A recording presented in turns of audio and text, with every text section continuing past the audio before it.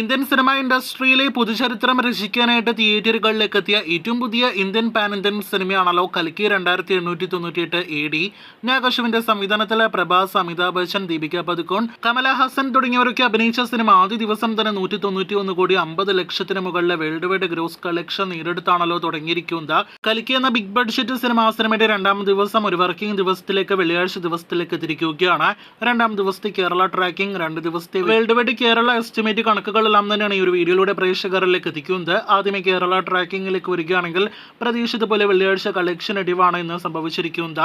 ഇന്നലെ ഇതേ സമയം 1,47 ലക്ഷത്തിന് മുകളിലായിരുന്നു സിനിമയുടെ കേരള ട്രാക്കിംഗ് ഗ്രോസ് എങ്കിൽ ഇന്ന് അത് 1,18 ലക്ഷത്തിന് മുകളിലാണ്. ദുൽഖർ കൂടി ഭാഗമായ കൽക്കിക്ക് ആദ്യ ദിവസം കേരളത്തിൽ മാത്രം 2,86 ലക്ഷമായിരുന്നു ഗ്രോസ് കളക്ഷൻ എങ്കിൽ ഇന്ന് 2,50 ലക്ഷത്തിന് മുകളിൽ കേരള ഗ്രോസ് ആണ് രണ്ടാം ദിവസം നാം പ്രതീക്ഷിക്കുന്നത്.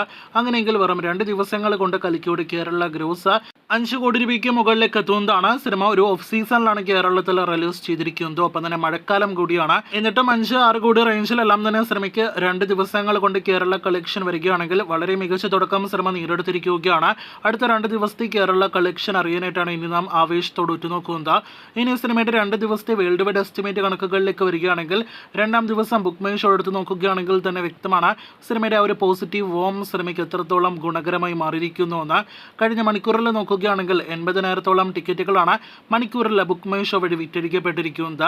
വൻ താരനിര ഭാഗമായ സിനിമയ്ക്ക് രണ്ടാം ദിവസം ഒരുപക്ഷെ 75 കോടിയോളം രൂപയെല്ലാം തന്നെ നെറ്റ് കളക്ഷൻ എല്ലാം തന്നെ വരാനുള്ള സാധ്യതകൾ തള്ളിക്കളയാനായിട്ട് കഴിയില്ല. ഏതൊരു വമ്പൻ സിനിമയ്ക്കും ആദ്യ ദിവസത്തേക്കാൾ കളക്ഷൻ കുറവായിരിക്കും രണ്ടാം ദിവസം എന്ന് പറയുന്നത് പോലെ കൽക്കിക്കും രണ്ടാം ദിവസം വേൾഡ് വൈഡ് ആകിയ കളക്ഷൻ നോക്കുകയാണെങ്കിൽ കേരള കളക്ഷൻ പോലെ തന്നെ കളക്ഷൻ കുറവായിരിക്കും സംഭവിക്കുക.